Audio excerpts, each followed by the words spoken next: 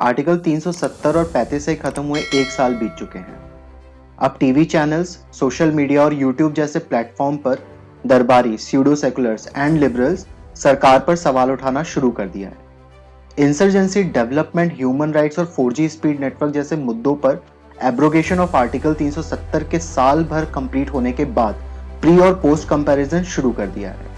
और क्योंकि उनको गवर्नमेंट के अगेंस्ट में ज्यादा इशू नहीं मिल रहे हैं, इसलिए आपको अर्ध सत्य और या कुछ फैक्ट्स गलत नैरेटिव से बताए जा रहे हैं।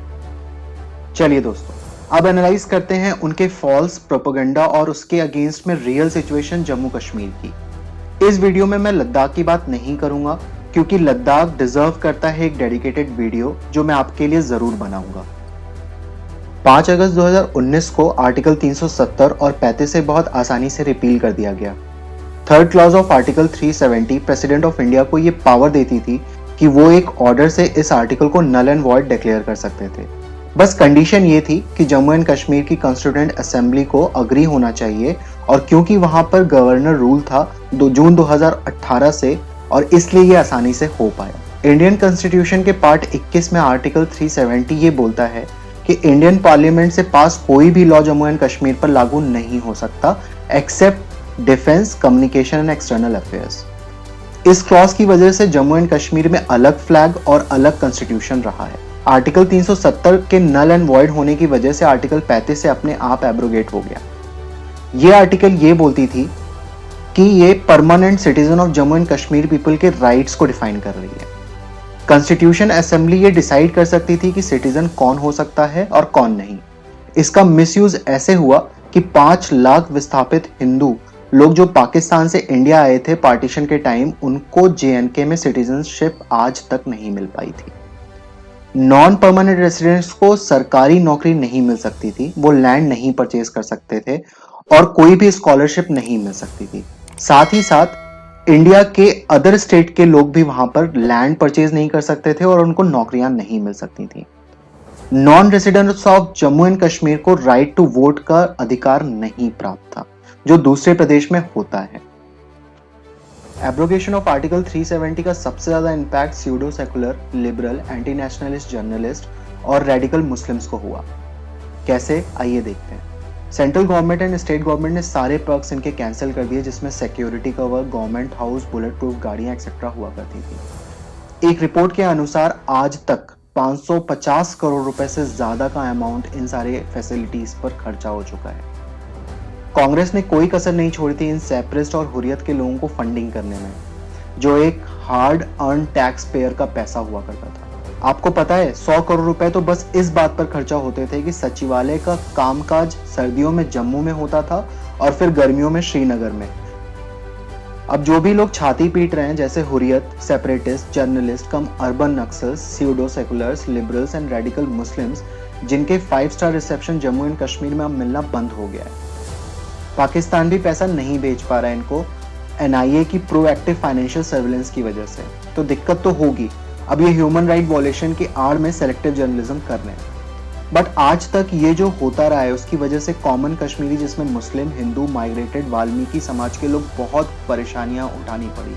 पर परेशानियों को सॉल्व करके पैसे नहीं कमाए जा सकते, और इसलिए उनकी प्रॉब्लम को हमेशा जिंदा रखा गया ताकि चौतरफा कमाई की जा सके। जम्मू कश्मीर की कुछ यूनिवर्सिटी में सेपरेटिस्ट लोगों का काफी इन्वॉल्वमेंट था, और JNU की तर्ज पर वहां पर बहुत सारे एंटी नेशनलिस्ट मूवमेंट चलाए जा रहे थे। अब वो सेंट्रल गवर्नमेंट के अधीनस्थ हो गया है। एब्रोगेशन ऑफ आर्टिकल 370 की वजह से immediate positive impact minorities, migrated Hindus from Pakistan, local Kashmiris, Valmiki समाज और विस्थापित कश्मीरी हिंदू पर कैसे हुआ, आइए देखते हैं। 5 लाख हिंदू और सिख जो पार्टीशन के बाद जम्मू कश्मीर आ गए थे, उनको अब डोमिसाइल मिल गया है, जो आर्टिकल 35A की वजह से नहीं मिल पा रहा था। बट ये सब दरबारी और पिट्ठू मीडिया आपको नहीं बताएंगे, इनके ह्यूमन राइट्स की बात नहीं करेंगे। कश्मीरी हिंदूज की माइग्रेशन के बाद उनकी प्रॉपर्टीज पर इलीगल कब्जा हो गया था, अब उनकी प्रॉपर्टीज लौटाने का प्रावधान शुरू हो गया है। वाल्मीकि समाज के लोगों को जम्मू एंड कश्मीर की नागरिकता से महरूम रहना पड़ा 1957 से। उनके बच्चों को नौकरियां नहीं मिल सकती थी इस आर्टिकल की वजह से। अब अपने ड्रीम्स को पूरा कर सकते हैं जम्मू कश्मीर में रहकर, बट इनके ह्यूमन राइट्स की बात कभी नहीं होती थी। लोकल कश्मीरी को अब डोमिसाइल सर्टिफिकेट दिया गया है जो उन्हें हेल्प करेगा इंडस्ट्रियलाइजेशन के बाद प्राइवेट कंपनीज में जॉब पाने के लिए, गवर्नमेंट जॉब के लिए, अपने बिजनेस शुरू करने के लिए और सेंट्रल गवर्नमेंट की स्कीम्स की बेनिफिट पाने के लिए। पर स्यूडो सेक्युलर जर्नलिस्ट ये सारी बात इनको नहीं बताते। मैं जब जम्मू एंड कश्मीर बोलता हूं, माननीय सदस्य इसलिए एग्रेसिव हूं कि जम्मू एंड कश्मीर के पीएको को आप भारत का हिस्सा नहीं मानते हो क्या? एग्रेसिव ना हो, जान दे देंगे इसके लिए। मैं ये बात रिकॉर्ड पर रखना चाहता हूं कि जब मैं सदन में जब जम्मू एंड कश्मीर राज्य बोला हूं, तब पाक ऑक्यूपाई कश्मीर और अक्साई चीन दोनों इसका हिस्सा है। कब सुना था आपने ये अब अक्साई चीन और पीओके भी हम लेकर रहेंगे वाली बात किसी भी नेता से? ये कॉन्फिडेंस था इस आर्टिकल के एब्रोगेशन के बाद, और अब ये भी होकर रहेगा। दोस्तों, जम्मू एंड कश्मीर में अब डेवलपमेंट की बात करते हैं। मोदी गवर्नमेंट ने आर्टिकल 370 को खत्म करने से पहले ही डेवलपमेंट का पूरा रोड मैप बना लिया था। बीजेपी ने पीडीपी के साथ अपनी कोलिशन गवर्नमेंट को जून 2018 में अपना सपोर्ट वापस ले लिया था, जिसकी वजह से सरकार गिर गई थी और राष्ट्रपति शासन लग गया था। तब से बीजेपी ने बहुत सारे डेवलपमेंट प्रोजेक्ट शुरू किए और ठंडे बस्ते में पड़े प्रोजेक्ट्स को तेजी से डेवलप करना शुरू करवाया। पीडब्ल्यूडी ने 111 प्रोजेक्ट कंप्लीट किए हैं, जिसमें 50 रोड हैं, 56 ब्रिजेस हैं और 5 बिल्डिंग्स हैं। 17 नेशनल हाईवेज बन रहे हैं, जिसका एग्रीगेट लेंथ 1554 किलोमीटर का है, जो पूरे देश को जम्मू और कश्मीर की एक्सट्रीम बॉर्डर तक की सिटीज एंड विलेज से जोड़ देगी। चिनाब रेलवे ब्रिज दिसंबर 2021 तक बनकर तैयार हो जाएगा, जिसकी ऊंचाई एफिल टावर से भी ज्यादा है और लंबाई 1.3 किलोमीटर है, जो कटरा को बनिहाल से जोड़ेगी। अंजखड़ रेलवे ब्रिज प्रोजेक्ट जो अंडर कंस्ट्रक्शन है। एम्स की एक जम्मू और दूसरी कश्मीर में बिल्डिंग बन रही है। आईआईटी और आईएम की भी बिल्डिंग्स तैयार हो रही हैं। 5 वर्ल्ड क्लास स्कूल बनाए जा रहे हैं। 600 एबेंडेंट स्कूल को हुर्रियत के नेताओं ने जलवा दिया था, उसको रिकंस्ट्रक्शन किया जा रहा है। 2 नए यूनिवर्सिटीज बन रहे हैं। मुद्रा स्कीम से वहां के हैंडीक्राफ्ट लूम बिजनेस को टेक्निकल और फाइनेंशियल सपोर्ट दिया जा रहा है।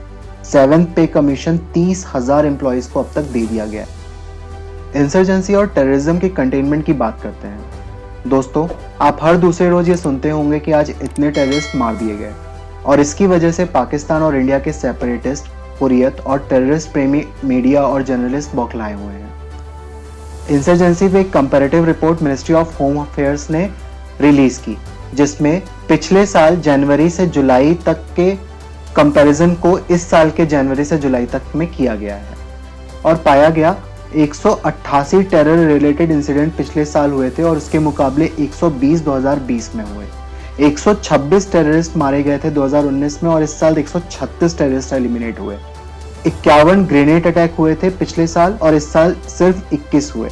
75 सिक्योरिटी पर्सनल शहीद हुए पिछले साल, जबकि इस साल 35 जवान हुए। एक आईडी अटैक कश्मीर में इस साल हुआ, जबकि पिछले साल 6 हुए थे।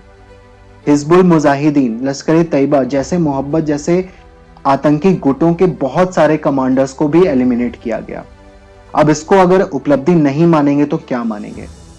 दोस्तों, दरबारी, सीडो सेकुलर्स और लिबरल्स केसीसीआई की एक रिपोर्ट का हवाला देते हुए ये कह रहे हैं कि वहां की इकोनॉमी चरमरा सी गई है।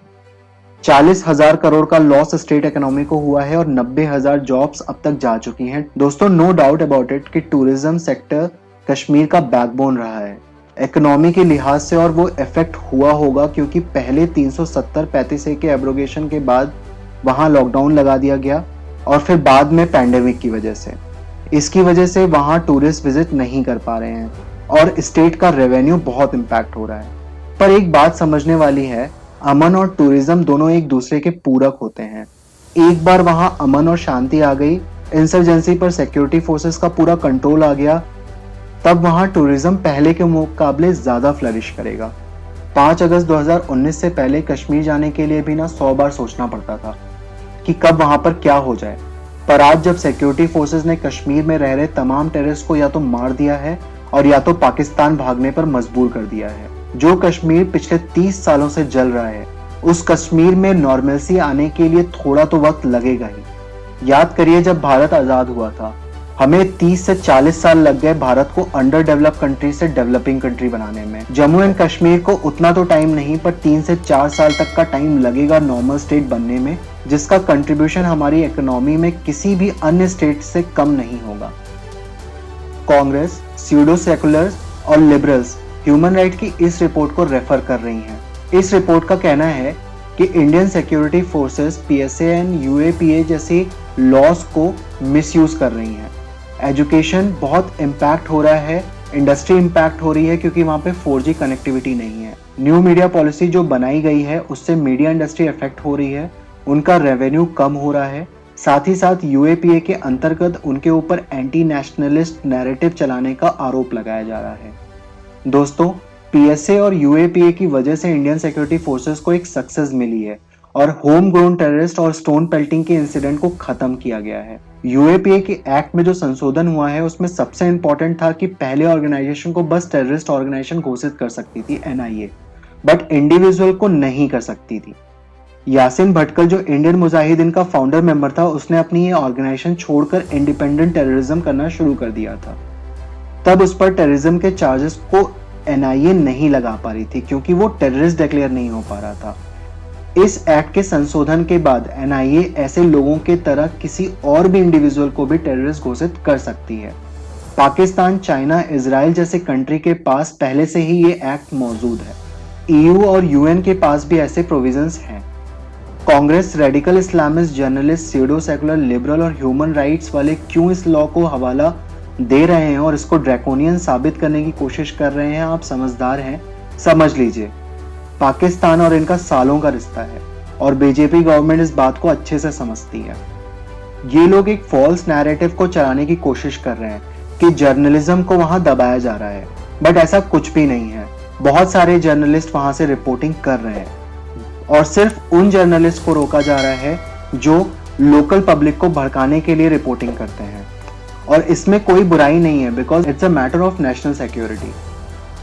दोस्तों, बहुत सारे सिक्योरिटी एक्सपर्ट ने ये माना है कि कश्मीर में सोशल मीडिया का मिसयूज वहां के लोकल्स को भड़काने के लिए और फॉल्स प्रोपेगेंडा न्यूज फैलाने में बहुत ज्यादा इस्तेमाल होता है, जिसमें हमारे the wire, the Quint, the scroll, the print जैसे मीडिया का बहुत बड़ा सहयोग मिलता है। पर मैं मानता हूं कि 4G नेटवर्क कश्मीर के हर बंदे का राइट है और इसके ना रहते हुए कॉमन पीपल ऑफ कश्मीर को बहुत सारे प्रॉब्लम्स को फेस करना पड़ रहा है, स्पेशली स्टूडेंट्स को। इसके लिए सरकार को चाहिए कि वो 4G नेटवर्क को एक्टिव करे नॉन वल्नरेबल एरियाज में अंडर स्ट्रिक्ट सर्विलेंस, जिससे वहां की लाइफ की एक नॉर्मलसी को बूस्टअप मिलेगा। और साथ ही साथ किसी भी मिसयूज को विदाउट एनी मर्सी उसको डील करना चाहिए। दोस्तों, इस वीडियो का अंत में एक पॉजिटिव न्यूज़ के साथ करना चाहता हूँ। कुपवारा डिस्ट्रिक्ट जो पाकिस्तान से बहुत क्लोज प्रॉक्सिमिटी पे है, वहाँ के एक गांव में आज़ादी के 73 साल बाद इलेक्ट्रिसिटी पहुँच पाई। और ये इसलिए संभव हो पाया है क्योंकि जम्मू एंड कश्मीर में टेररिज्म और डेवलपमेंट दोनों पर साथ साथ में काम हो रहा है। और जो समाज को फॉल्स रिपोर्टिंग से बरगला रहे हैं, उनको ये न्यूज़ ज़रूर पढ़नी चाहिए। दोस्तों, अगर आपको मेरा काम पसंद आता है तो मेरी वीडियो को जरूर लाइक करें और मेरे चैनल को सब्सक्राइब करें और उस बेल को जरूर दबाएं ताकि आपको मेरी आने वाली हर वीडियो के नोटिफिकेशन मिलती रहे। धन्यवाद। जय हिंद।